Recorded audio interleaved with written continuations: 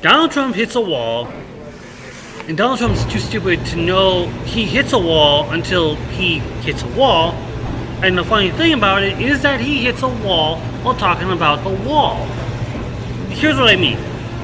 On Saturday, Donald Trump had shut down the government because he couldn't get the $67 billion to fund a border wall from the west coast of California to the east coast of Texas. Are you talking to somebody or just doing a video? Anyway, now what's funny about this is that the wall I'm talking about is the fact that he had bragged about this shutdown for a while. In fact, he has said on Twitter that the Dems are to blame for the latest shutdown that has occurred. Here's the problem with this, though. Almost a month ago, when he had Minority Leader Chuck Schumer and Nancy Pelosi on, he told Chuck Schumer that, if he doesn't get the borough, I'll shut the government down. You won't take the blame, I'll take it. So why did he backtrack? Why did he say, "Well, I'll take the blame for the shutdown," and then say, "No, the Dems are responsible"?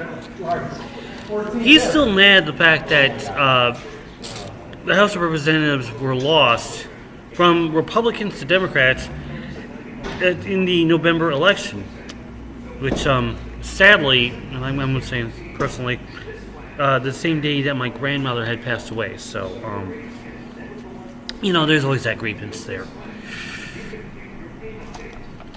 So now, Donald Trump's blaming Chuck Schumer for his own shutdown. And no, I'm not talking about Chuck Schumer's shutdown. I'm talking about Donald Trump's shutdown.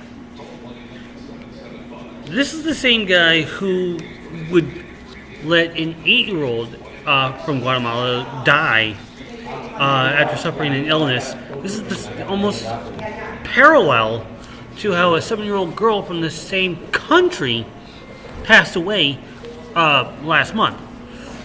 And I did a video of that. Well, it wasn't last month, it was like a couple weeks ago. But anyway,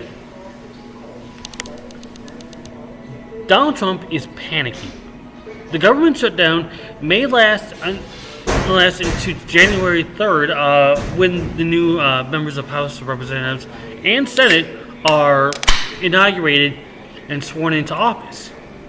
This, of course, includes a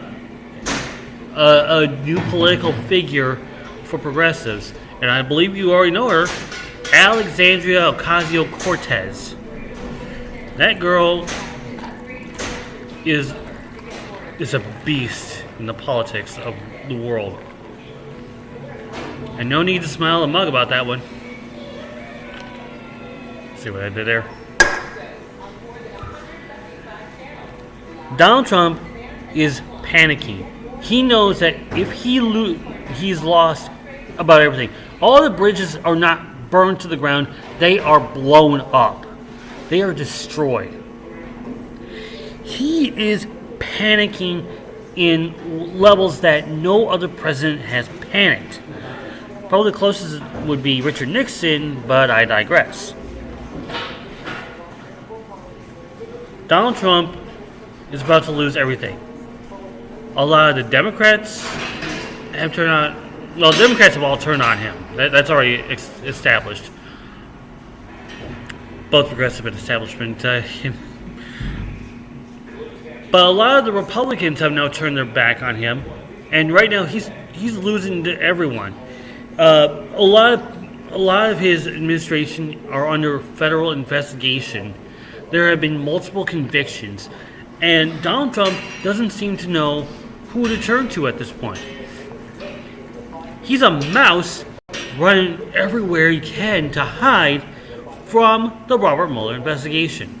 And unfortunately, he's got nowhere to hide. Even some of his hardcore Trump supporters are saying, "No more, be real." And that $67 billion wall that he wants built, it will do nothing.